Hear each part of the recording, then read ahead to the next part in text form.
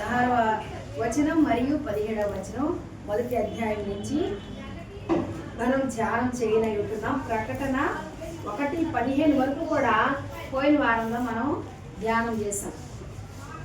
అవునా?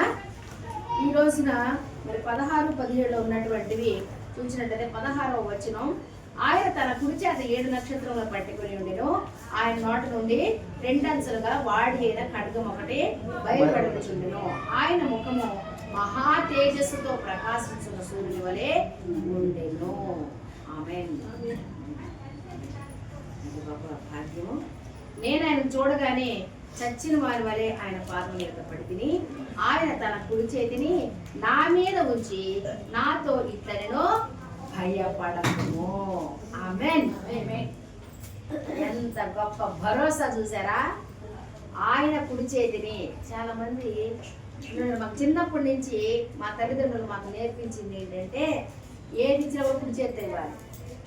ఒకసారి కూడా నేను మీకు చెప్పాను, చాలా చిన్న పిల్లని 6 సంవత్సరాలు 7 సంవత్సరాలు నాకు ఆడుకుంటున్నాను. వేసవి కాలం మా నాన్నగారు మంచిగా అడిగారు. నేను ఆడుకుంటున్నాను, ఆటకు తొందరగా వెళ్ళిపోవాలనేటువంటి ఆశ.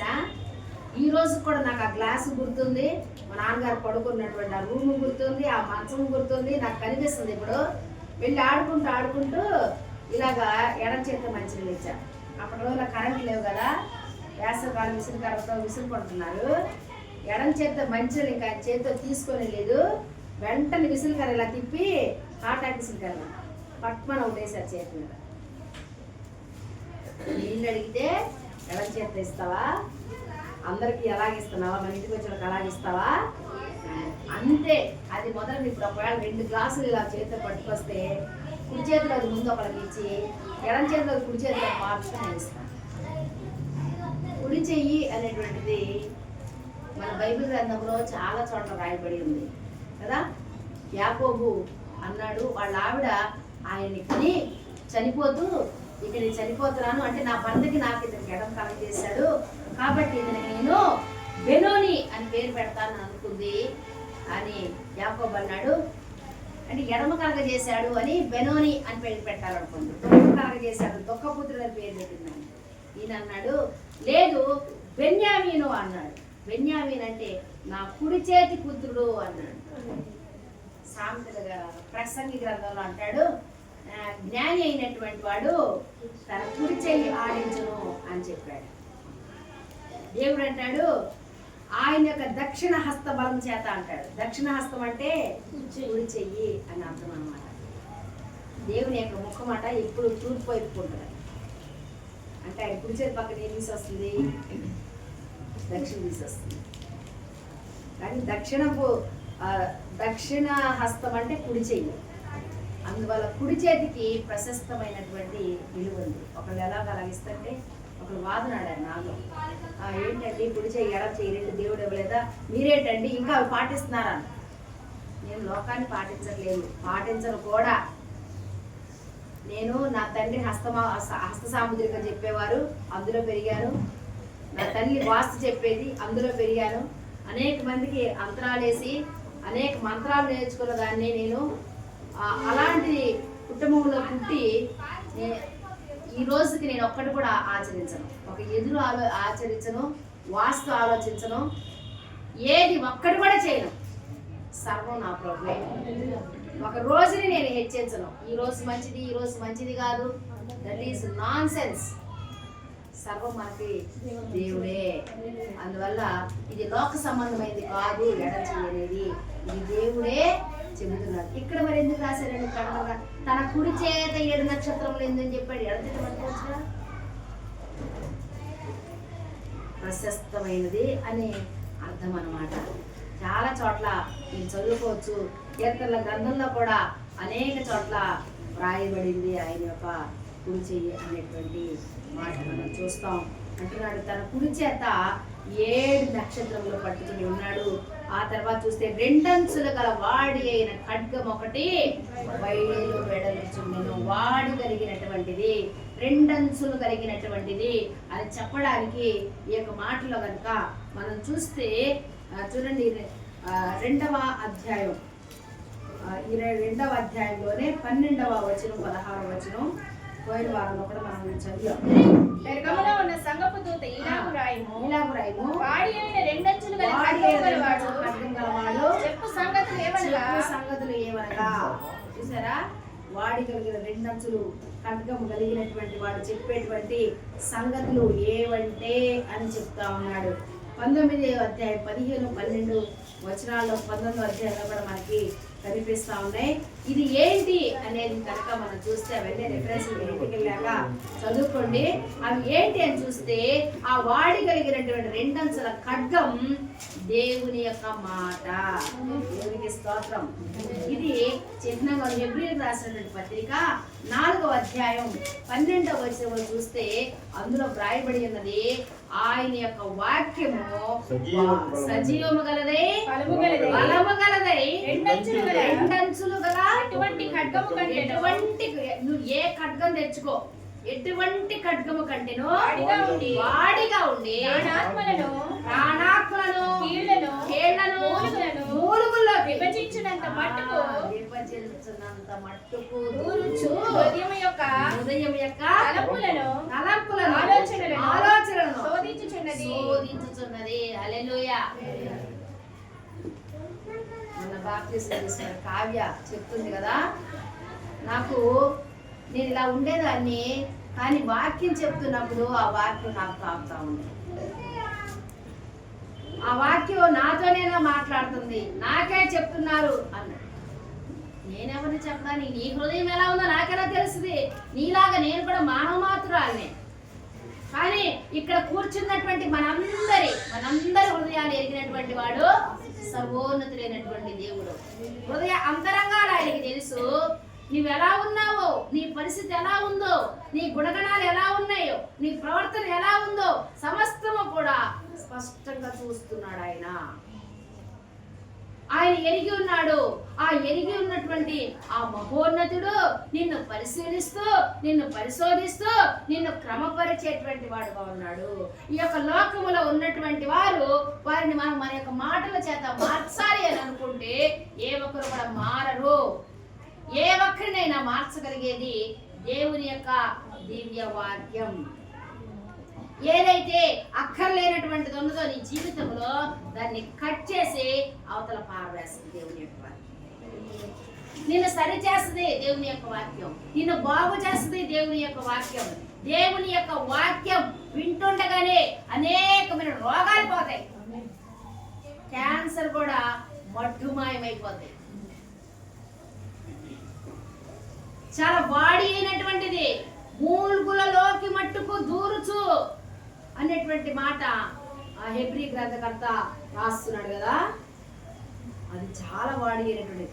దేవుని యొక్క వాక్యానికి మించినటువంటిది ఏది కూడా లేదు. యెషయా గ్రంథకర్త అంటాడు, గడ్డి ఎండిపోవును, పువ్వు వాడిపోవును, దేవుని యొక్క వాక్యము నిత్యము నిలుచును.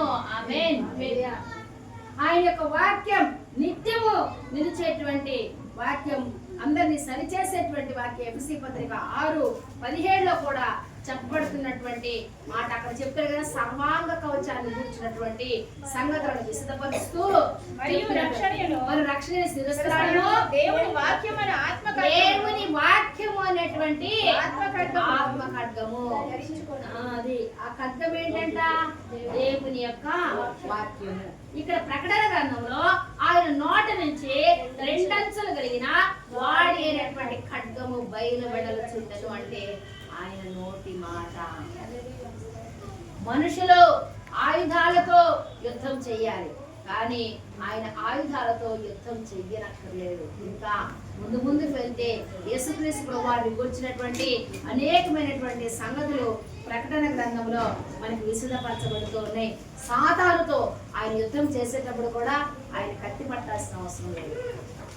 ఆయన నోట నుండి వచ్చేటువంటి ఖడ్గం, ఆయన మాట్లాడితే చాలు దేవుని యొక్క తీర్పులు జరిగిపోతాయి. ఆయన నోటి మాటతోనే. ఆయన నోటి మాటతో ఈ యొక్క ఆకాశములు కలగజేశారు, భూమిని కలగజేశారు. భూమి మీద మరి ఎన్నైతే చెట్లు ఉన్నాయో విత్తనములిచ్చు ప్రతి మొక్క మొలుచునుగా కాంటే మొలిచింది. జలరాశుల్లో ఉన్నటువంటి జలచరములన్నీ కూడా పుట్టినాయి, జంతువులు పుట్టినాయి, పక్షులు కలిగినాయి, కేవలం నోటి మాటతో చెయ్యింది ఒకే ఒక్కటి ఏంటంటే నువ్వు నేను మానవుణ్ణి కేవలం నోటి మాటతో చేయలేదు. ఆయన శ్రద్ధ పెట్టి శ్రమ పడి నన్ను తయారు చేశాడు.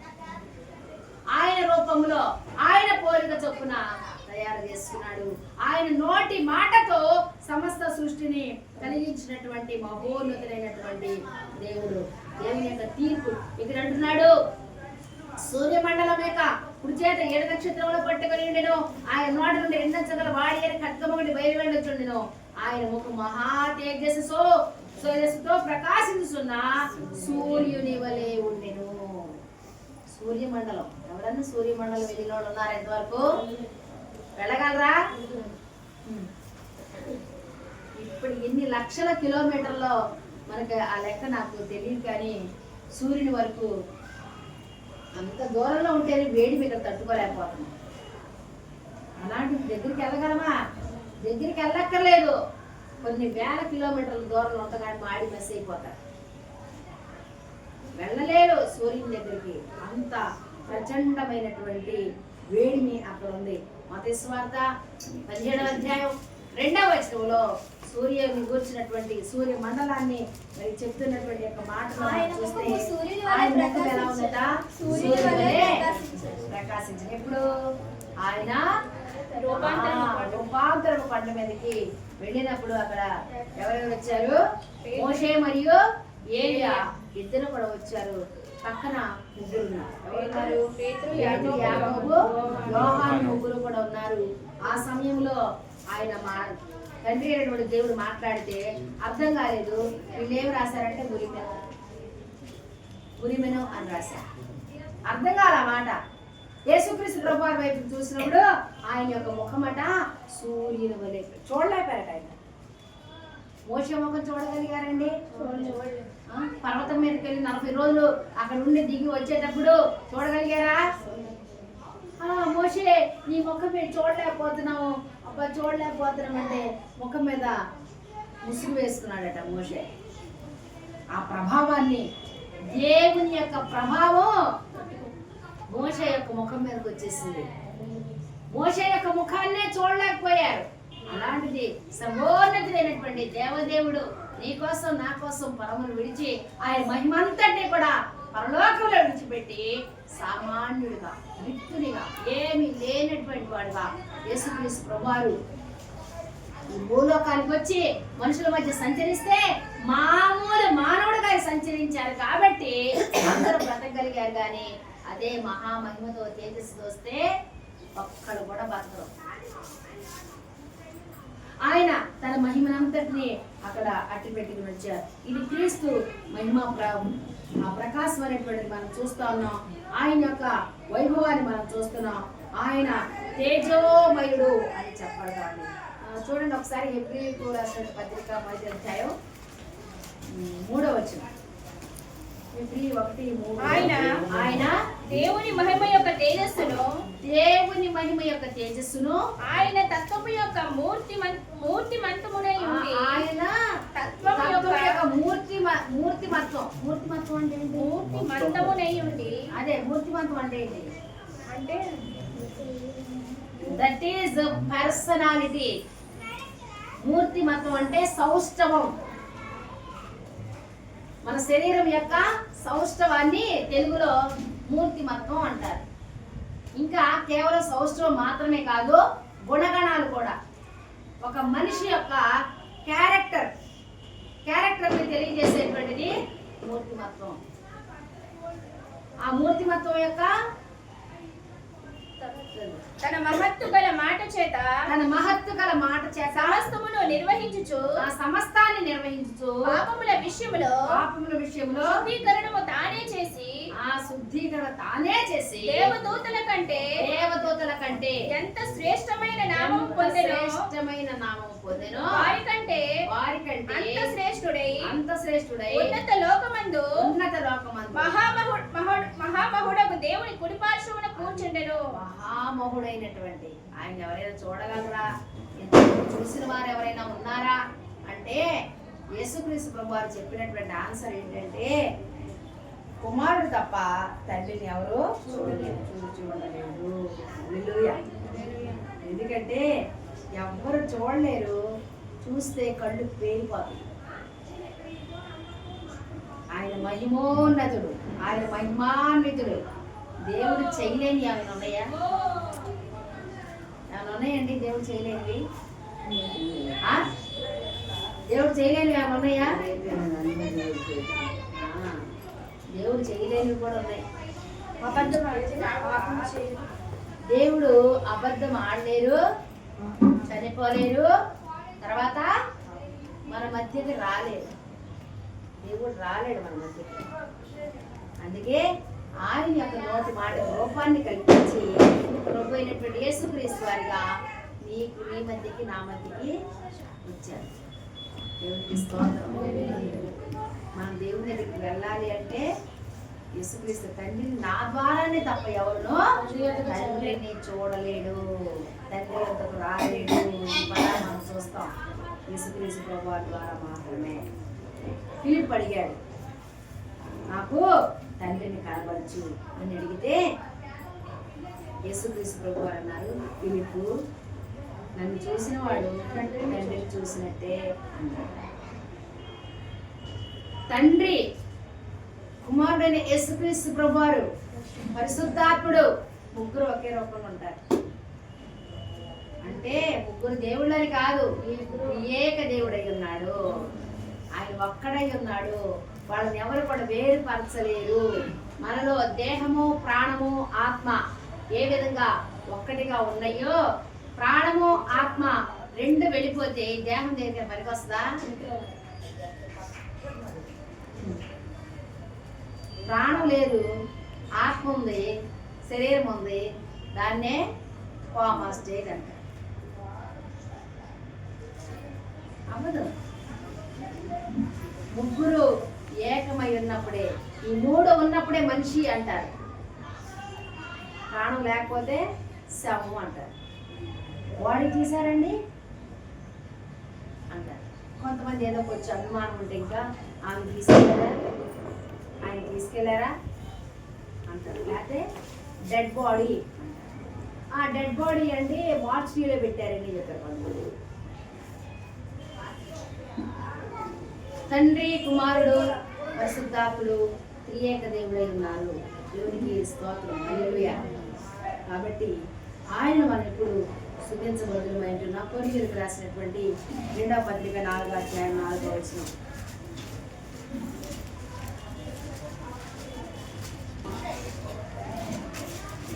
మీరు దుఃఖము కలుగవలనని కాదు గాని మీ ఎడల నాకు కలిగి ఉన్న అత్యధికమైన ప్రేమను మీరు తెలుసుకొనవలనని, అత్యధికమైనటువంటి ప్రేమను తెలుసుకోవాలని నిండు శ్రమతోను మనోవేదనతోను ఎంతో కన్నీరు విడుచు మీకు రాసితిని. ఎవరైనా దుఃఖము కలిగజేసి ఉండిన ఎడల నాకు మాత్రము కాదు, కొంత మట్టుకు మీకు అందరికీ దుఃఖము కలిగజేసి ఉన్నాడు. 2 కొరింథీయులు 4:4 అమ్మగారు. 2 దేవుని స్వరూపి అయి ఉన్న క్రీస్తు మహిమను, దేవుని స్వరూపంలో ఉన్నాడు క్రీస్తు. చెప్పబడుతున్న దేవుని వాక్యం ఎలా ఉందో అండర్లైన్ చేయండి, హైలైట్ చేసుకోండి. ఎలాగంటండి? 2:4 చదవ మళ్ళా. 2 కొరింథీయులకు రాసిన 2వ పత్రిక 4వ అధ్యాయం 4వ వచనం. దేవుని స్వరూపి అయిన క్రీస్తు మహిమ, దేవుని స్వరూపి అయినటువంటి క్రీస్తు మహిమను కనపరచు సువార్త ప్రకాశము, కనపరచు సువార్త ప్రకాశము. అంటే మనకు అవసరమైంది ఏంటంటే దేవుని స్వరూపి ఏ స్వరూపంలో ఉన్నాడు ఆయన? తండ్రి స్వరూపంలో ఉన్నాడు. అబ్బా ఈ రచ్చం ప్రింట్ అండి, వాళ్ళ నాన్నలా ఉన్నాడు అని చెప్తారు కదా, అలాగా తండ్రిని పోలి ఉన్నాడు కుమారుడు. మనం ఎందుకు ఇలాగ ఉన్నామంటే ఆయన మన రూపంలో ఉంటారు కాబట్టి. మన రూపంలో ఆయన లేడు, ఆయన రూపంలో మనం ఉన్నాం. దేవునికి స్తోత్రం. అపోస్తల కార్యాల గ్రంథం 9వ అధ్యాయం 3 నుంచి 8 వచనాల్లో చూస్తే అక్కడ సౌలు తిన్నని వీధిలో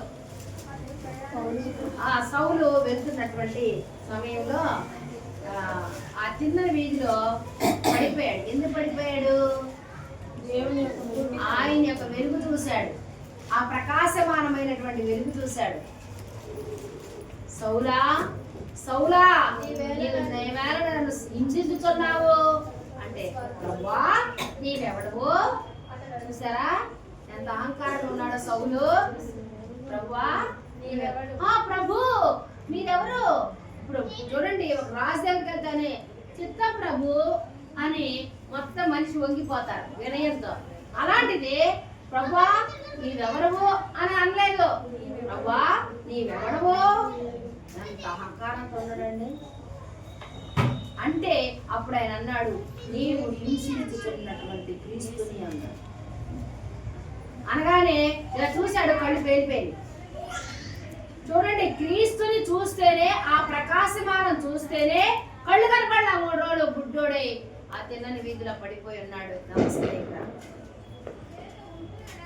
అనన్యాని దేవుడు పంపించాడు. అనన్య నువ్వు వెళ్ళు, అతనికి ప్రార్థన చెయ్యి అని పంపిస్తే అనన్య వెళ్ళి ప్రార్థన చేసే వరకు, అనన్యాని బట్టి కాదు, దేవుడు చెప్పినటువంటి మాటను బట్టి అనన్య వెళ్ళి ప్రార్థన చేయగా అప్పుడు సౌలు యొక్క కళ్ళు తెరవబడినవి. ఈ సౌలు పౌలుగా మార్చబడ్డాడు. హల్లెలూయా. అపోస్తలులు అందరికంటే కూడా గొప్ప పరిచర్య చేశారు పౌలు గారు. దేవునికి స్తోత్రం. ఆయన యొక్క ప్రకాశమానమైనటువంటి దివ్య మంగళ స్వరూపాన్ని చూసినటువంటి సౌలు గారు తట్టుకోలేకపోయారు. ఆయన యొక్క మహిమోన్నతమైనటువంటి తేజస్ 22వ అధ్యాయం అదే అపోస్తలుల కార్యాల గ్రంథం 11వ వచనంలో చూస్తే అక్కడ సాక్ష్యం చెప్తున్నాడు. ఆ వెలుగు యొక్క ప్రభావం వలన నేను చూడలేకపోయినందున నాతో కూడా ఉన్నవారు నన్ను నడిపింపగా దమస్కులోనికి వచ్చి తిని. చూడండి, కళ్ళు కనపడక అలా అంటున్నాడు. కళ్ళు కనపడకుంటుంటే వాళ్ళు పక్కన ఉన్నటువంటి వాళ్ళు పట్టుకుని దమస్కులోకి నడిపించారు. కళ్ళు కనపడలేదు. ఏం చెప్తున్నాడు? సాక్ష్యం చెప్తున్నాడు. అగ్రిప్పరాజా చూడండి, అప్పుడు ఆయన రాజులకు రాజు ప్రభువులకి ప్రభు అయినటువంటి యేసుక్రీస్తు కనపడితే, ప్రభు నీవెవడవు అన్నాడు. నీవెవడవు అన్నటువంటి ఆ సౌలు పౌలుగా మారి అగ్రిప్పరాజు దగ్గరికి వచ్చి రాజుకి సువార్త ప్రకటిస్తా ఉన్నాడు. ఎవరికి స్తోత్రం. ఒక సదవకాశం వస్తే కలెక్టర్కైనా సరే మనం సువార్త ప్రకటించాలి. ఒక సినిమా యాక్టర్కి సువార్త ప్రకటించాలి. ఒక మినిస్టర్కి సువార్త ప్రకటించాలి. విన్నారు కదా, వాసుపల్లి గణేష్ కుమార్ గారు ఒకసారి నాకు కనబడితే నేను ఆయన చెప్పాను, ఏమండి మీరు ప్రజలందరికీ చాలా మంచి సేవ చేస్తున్నారు, మీది మంచి మనసు అండి, ఏది అడిగినా కూడా ఇస్తారు. మనకు కూడా ఇచ్చారు కదా, మెగాఫోన్ అడిగితే వాళ్ళు వాడేసిన పాత మెగాఫోన్ ఇచ్చారు, పంపించాం. ఏమంటే యేసు ప్రభు అంటే పాత వద్దండి, ఆయనకి కొత్తవి కావాలండి, మీరు పంపించిన పాత మెగాఫోన్ మాకు వద్దండి అని ఇచ్చేసారు. ఏం అలవాటు పడి తప్పేమో నాకు తెలియదు, కానీ నేను ఎప్పుడు కూడా యేసుక్రీస్తు ప్రభువాన్ని ఘనంగానే చూస్తాను. దేవుడికి ఎప్పుడైనా ఏదైనా మనం ఇస్తే శ్రేష్టమైంది ఇవ్వాలి. ఇచ్చేసిన తర్వాతే ఆయన కనపడితే బాగా ఇలా బొట్లు పెట్టుకుని ఉన్నారు. వెళ్ళి సార్ నమస్తే, మీకు చాలా మంచి మనసు, ఎవరికైనా కూడా సహాయం చేస్తారు, మంచి ప్రజాసేవ చేస్తారు మీరు, కానీ సార్ మీరు యేసు ప్రభుని నమ్ముకోండి, యేసు ప్రభుని నమ్ముకుంటే మీ ఆత్మ రక్షించబడుతుందని చెప్పాను. అవునా అమ్మ, అలాగే అన్నారు. తర్వాత మరొక ఆయన వానపల్లి రవికుమార్, ఈయన వాసుపల్లి గణేష్ కుమార్ గారు అయితే ఆయన వానపల్లి రవికుమార్ గారు పాపం ఇప్పుడు లేరులేండి, ఆయన నిద్రించారు. ఆయనకి వెళ్ళి బైబిల్ ఇచ్చాను. ఏమండి ఇది మీరు చదవండి, చదివితే ఎందులో ఉన్నటువంటి జ్ఞానం ఏంటో మీకు తెలుస్తుంది. ఆయన వార్డు కార్పొరేటర్, ఈయనేమో తెలుగుదేశం పార్టీలో ఎమ్మెల్యేనండి, ఎమ్మెల్యేగా. ఎవరైనా సరే ఎంత ప్రధానులైనా సరే వాళ్ళు ఒకవేళ డిస్ట్రిక్ట్ కలెక్టర్ గారు నీ దగ్గరికి వచ్చారా, యేసు ప్రభు నామాన్ని ప్రకటించడమే చెప్పాలి. వాళ్ళు నమ్ముతారో నమ్మరో తర్వాత సంగతి. యేసు ప్రభు నిజ దేవుడు రక్షకుడు నమ్మండి. విశాఖపట్నంలో ఒక తమ్ముడు ఉన్నాడు, అంతే సంగతి గుర్తురాట్లేదు. స్కూల్లో పిల్లవాళ్ళ ఉంటాడు ఆయన. ప్యాంట్ వేసుకుని షర్ట్ వేసి బ్యాగ్ కూడా తగిలించుకుంటారు. చిన్నపిల్లలానే ఇలా జరుగుతుంది అనుకోండి ఏదైనా మీటింగు. ఆ గేట్ దగ్గర నుంచి మే కమింగ్ సార్ అంటాడు. వాళ్ళని వాక్యం చెప్తాను, ఎవరైనా ఎంతమంది ఉన్నారు ఆయన అనవసరం. మే కమింగ్ సార్ అంటాడు. వచ్చేస్తారు. వచ్చేసి అందరు ఇలా చూస్తారు ఆయన. కూర్చో కూర్చో కూర్చో అని ఆయన్ని అందరు కూడా అజమాయిస్తారు. ఆయన కూర్చో అలా అరబాక చెరగబాక. కానీ ఆయన చేసే గొప్ప పని ఏంటి తెలుసా? పెద్ద వాళ్ళ దగ్గరికి వెళ్ళి వీళ్ళందరూ అనుకుంటారు సరిగ్గా బిహేవియర్ తెలియదు, ఎక్కడ ఎలా ఉండాలో తెలియదు మాస్టర్కి అనుకుంటారు అందరూ. కానీ ఆయన ఏం చేస్తారు తెలుసా? గొప్ప గొప్ప అక్క అక్క సంజీవ్ కుమార్ అక్క ప్రైజ్ అక్క అంటాడు. వచ్చి అక్క మొన్న వెళ్ళానక్క, మొన్న ఆయన అంటే పెద్దవాళ్ళు పేరు పెట్టాడు. ఆగండి అన్నాను. ఏంటి ఆగమన్నా? ఎవరు అనుకున్నా ఆయన? నాకు తెలుసులేండి. ఏమండి యేసు ప్రభుని నమ్ముకోండి, మీరు యేసు ప్రభుని నమ్ముకుంటే సొంతానికి వెళ్తారు, లేక నరకానికి పోతాడు చెప్పేశాను అక్క నేను. పోపో అలాంటివి చెప్పకూడదు. ఎందుకు చెప్పకూడదు? నా యేసు ప్రభు చెప్పాడు చెప్పమని నేను చెప్తాను అక్కడ. దేవునికి స్తోత్రం. ఇక్కడ చాలా బుద్ధిగా వినయంగా మేము చాలా అఫీషియల్ అనుకుని కూర్చున్నాడు. ఏదో చెప్పలేకపోతారు ఏసై కోసం. ఆయనేమో ఒక పిచ్చివాళ్ళ చూస్తున్నారు. వీడికి బిహేవియర్ తెలియదనా అందరూ ఆయన్ని గొనుక్కుని సనుక్కుంటున్నారు. ఆయనేమో చాలా చక్కగా పెద్ద పెద్ద వాళ్ళకి సువార్తలు నువ్వెందుకు చెప్పలేకపోతున్నావు? ఆయనకి చిన్న పిల్లాడు మనస్తత్వం ఉంది. యేసు ప్రభు చెప్పాడు ఇలాంటి వారిదే పరలోక రాజ్యం అన్నాడు. అలా గడ్స్ ఉండాల యేసై కోసం చెప్పడానికి. వాళ్ళు ఎవరో, వాళ్ళు ఏ క్యాడర్లో ఉన్నారో మనకు అనవసరం. ఏ క్యాడర్లో ఉన్నా మనిషేగా, ఏ క్యాడర్లో ఉన్నా అతనికి ఆత్మ ఉందిగా, ఏ క్యాడర్లో ఉన్నా అతనికి ఆత్మరక్షణ అవసరమై ఉన్నది కదా. కాబట్టి ఖచ్చితంగా మనం తెలియజేయాల్సినటువంటి అవసరం ఉన్నది. క్రీస్తు యొక్క ప్రకాశం నీలో ప్రకాశించినప్పుడు ఆ యొక్క ప్రకాశం ఎవ్వరు ఆపలేరు. వెలుగుని ఒక గదిలో బంధించి ఉంచగలరు ఎవరైనా? చీకటిని ఒక గదిలో బంధించి ఉంచగలం, కానీ వెలుగుని బంధించలేం. మీరు చూడండి, కావాలంటే కొవ్వొత్తి పట్టుకోండి, కొవ్వొత్తి పట్టుకుని మొత్తం మూసేయండి, ఎక్కడొక చోట నుంచి వెలుగు వస్తానే ఉంటుంది. నీ వేళ సందుల్లో నుంచో ఎలాగో వస్తుంది. మొత్తం మూసామనుకో ఆరిపోద్దేమో కానీ తన యొక్క వెలుగుని మాత్రం ఆపదు. అలాగా రక్షణ సువార్తని ఆపటం ఎవరి తరము కూడా కాదు. ఆపితే ఆయన ఒక్కడే ఆపగలడు, ఇంకెవరు ఆపలేరు. ఇంకా వద్దు సువార్త ఆపేయండి. ఈ సువార్త మోయబడుతుంది రాయబడి ఉంది. సువార్త ఆపబడుతుందని ఆయన ఆపేస్తాడు. ఎంతో కాలం చెప్పాము ఈ ప్రజలకి, మీరు వినలేదు, చాలా ఇక ఆపేయండి అని తండ్రి అయినటువంటి దేవుడు సెలవిస్తే అంతే. ఇక అప్పుడు ఉంది వాళ్ళ కర్మ. దేవుని యొక్క మహాకృప ఇప్పుడు విస్తారంగా ఆయన యొక్క రక్షణ సువార్త ప్రకటించబడతా ఉంది. వెలుగు అనేక చోట్లకి ప్రసరించబడుతూ ఉంది. శబ్ద వేగం ఎక్కువ, కాంతి వేగం ఎక్కువ అంటే కాంతి వేగమే ఎక్కువ. శబ్ద వేగానికి కొంచెం టైం పడుతుంది, కానీ కాంతి వేగం చాలా స్పీడ్గా ప్రసరిస్తుంది. అందుకే మనకు మెరుపు వచ్చిన తర్వాత అప్పుడు ఉరుము వస్తుంది. ఉరుము వచ్చాక మెరుపు రాదు, మెరుపు వచ్చిన తర్వాతే ఉరుము వస్తుంది. ఆయన యొక్క ప్రకాశమానమైనటువంటి ఆ యొక్క తేజో వెలుగు, సూర్య కాంతి, ఆ యొక్క ముఖాన్ని ఎవరు చూశారట? యోహాను చూశాడు.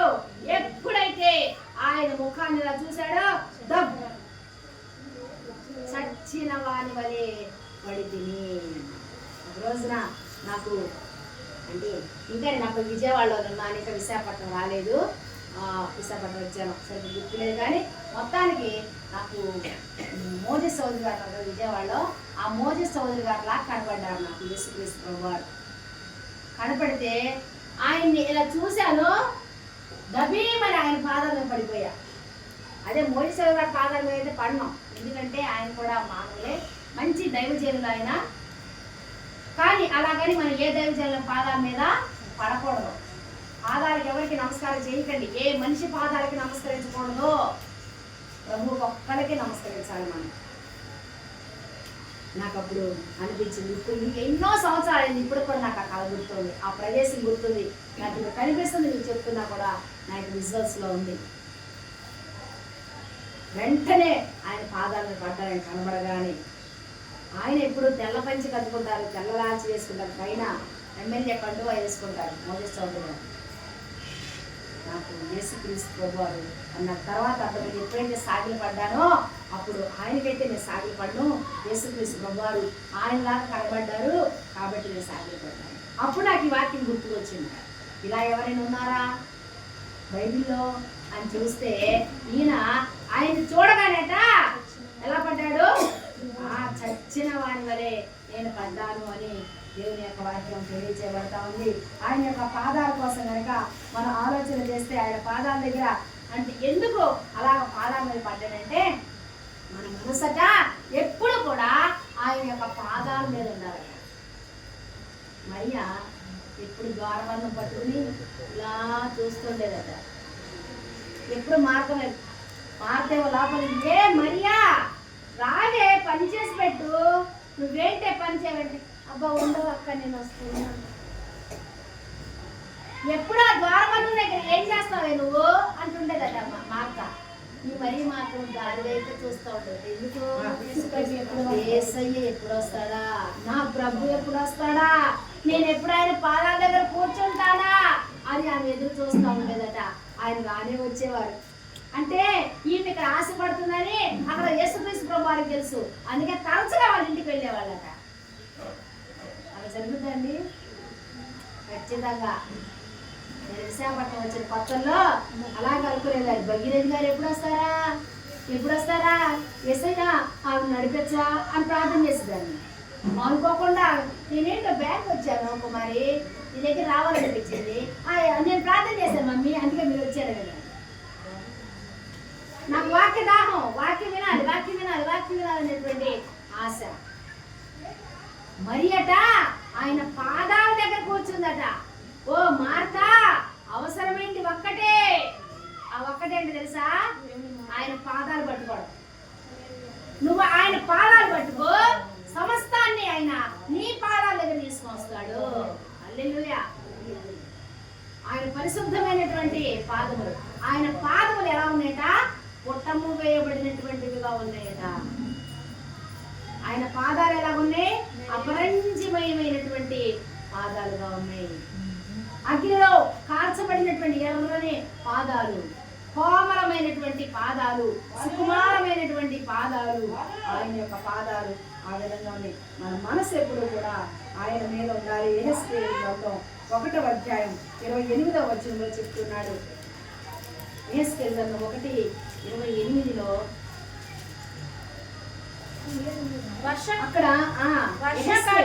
వర్షాకాలమున కనబడు ఇంద్రధనస్సు యొక్క తేజస్సు వలె దాని చుట్టూ ఉన్న తేజస్సు కనబడెను. ఆ తేజస్సు కనబడింది. యెహోవా ప్రభావ స్వరూప దర్శనము, యెహోవా ప్రభావ దర్శనం అది.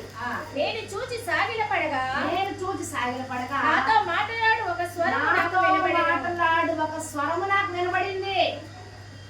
ఆ యొక్క స్వరము ఎవరి స్వరము? యేసుక్రీస్తు ప్రభువారి యొక్క స్వరము. ఎక్కడైనా స్వరము మాట వినబడిందంటే యేసుక్రీస్తు ప్రభువారు, నో డౌట్ ఎట్ ఆల్. ఆయన యొక్క మాట వినబడింది.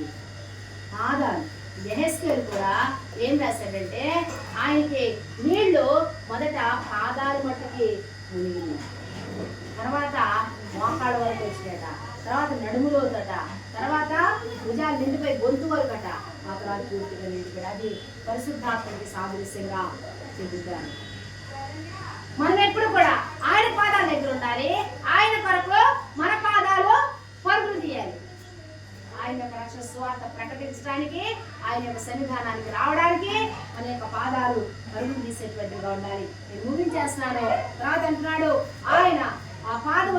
చేతిని ఆయన తన కుడి చేతిని నా మీద ఉంచి నాతో ఇట్లా నేను ఏమన్నాడు?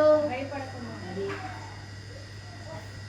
ఈ రోజున ఇక్కడ ఉన్నటువంటి ప్రతి ఒక్కరితో నీతో నీతో నీతో నీతో నీతో నీతో నీతో నాతో అందరితో ఆయన చెప్తున్నారు, భయపడకు. ఈ రోజున నీ పరిస్థితి ఏంటో, నీ స్థితి ఏంటో, నువ్వు ఎలాంటి పరిస్థితి గుండా పయనిస్తూ ఉన్నావో ఆయన చెబుతున్నటువంటి ఒకే ఒక మాట, భయపడకు. అలా భయపడద్దు అని చెప్పేది ఆయన ఒక్కడే, భరోసా ఇచ్చేది ఆయన ఒక్కడే. 366 సార్లు బైబిల్ గ్రంథంలో లిఖించబడి ఉంది. మనకు సంవత్సరానికి ఎన్ని రోజులు? 365 రోజులు. మరి ఎందుకు ఒక రోజు ఎక్స్ట్రా రాశాడు? ఎందుకంటే ఒక రోజు ఎక్స్ట్రా రాశాడు? లీఫ్ సంవత్సరం వచ్చినప్పుడు మనకి 4 సంవత్సరాలకు ఒకసారి లీఫ్ ఇయర్ వస్తుంది.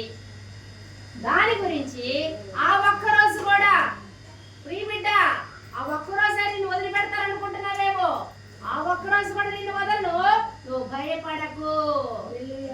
నువ్వు ఏ పరిస్థితికి భయపడకు. నీవు ఈ రోజున అనారోగ్యంగా బాధపడుతున్నావా? భయపడకు.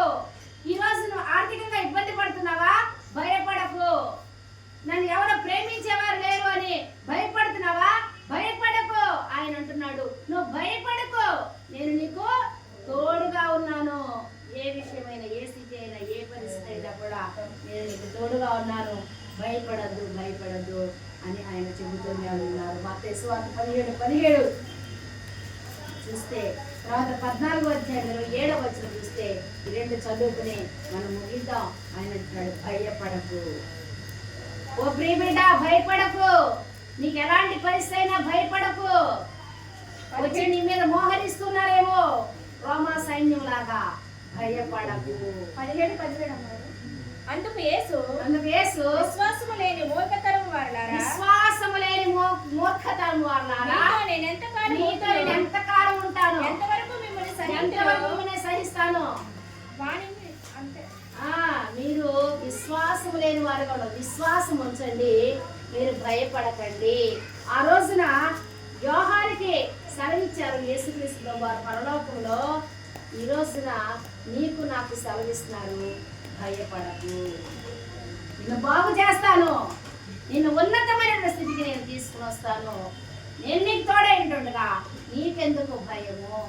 యెహోషువ అన్నాడు కదా, 1వ అధ్యాయం 9వ వచనం యెహోషువ గ్రంథంలో, భయపడకము, జడియకము, నిబ్బరము కలిగి ధైర్యముగా ఉండము, నీ దేవుడైన యెహోవా నీకు తోడైయుండును. ఆమేన్. ఆ దేవుడు మనకు కూడా తోడై ఉండి సదాకాలం మనం నడిపించి, దీవించి, ఆశీర్వదించి మన జీవితాలు ఫలభరితంగా చేయును గాక.